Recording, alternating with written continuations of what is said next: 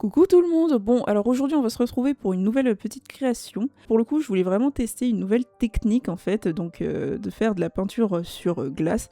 Bon, en l'occurrence là, j'ai pas pris de la glace parce que acheter du verre ça coûte super cher. Alors j'ai plutôt choisi une nouvelle technique avec du plexiglas, ce qui marche beaucoup. Et donc j'ai voulu aussi illustrer donc l'un de mes vitrails préférés dans toute l'histoire du cinéma, c'est-à-dire le vitrail qu'il y a dans La Belle et la Bête. Alors, je sais que ça peut paraître très enfantin, mais je pense que La Belle et la Bête, c'est vraiment mon conte préféré. En tout cas, c'est mon conte où j'arrive le plus à m'investir en tout cas dans l'histoire. Enfin, quand c'est bien fait, évidemment. Je suis très peu histoire d'amour en règle générale. Je déteste les films romantiques parce que je trouve que c'est des films plutôt éculés et clichés. Mais je dois avouer que les histoires où il y a un peu une romance à La Belle et la Bête, c'est les seules fois où j'arrive réellement à m'investir du début jusqu'à la fin.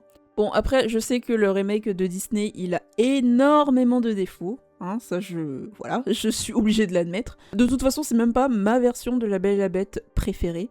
En l'occurrence, ma version de La Belle et la Bête préférée, c'est celui avec Christophe Gans.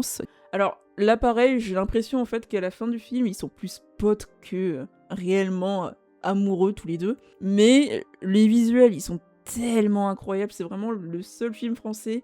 Je sais que je vais le regarder pratiquement tous les ans avec les contes de la nuit, parce que je trouve vraiment les décors, les costumes très bien exécutés. Je pense aussi que ma version préférée donc de La Belle et la Bête, c'est très cliché, mais c'est celle avec Jean Cocteau, parce que oui, je suis désolée, mais je trouve que le film a plutôt bien vieilli. Ok, je savais pas que j'allais flinguer pratiquement un ou deux pinceaux, parce que je ne savais pas que la peinture sur verre, ça flinguait à ce point. D'ailleurs, si vous avez des recommandations, j'aimerais bien savoir qu'est-ce qu'on utilise pour appliquer la peinture sur verre sans dégrader le matériel.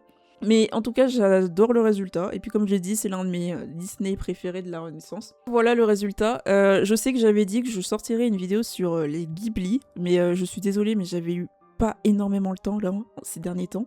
Je sais que là, le sujet, il était vraiment tout petit. Mais en tout cas, voilà. Comme d'habitude, je vous mets en description les outils que j'ai pu utiliser lors de la vidéo. Et puis, à la prochaine fois. Bye!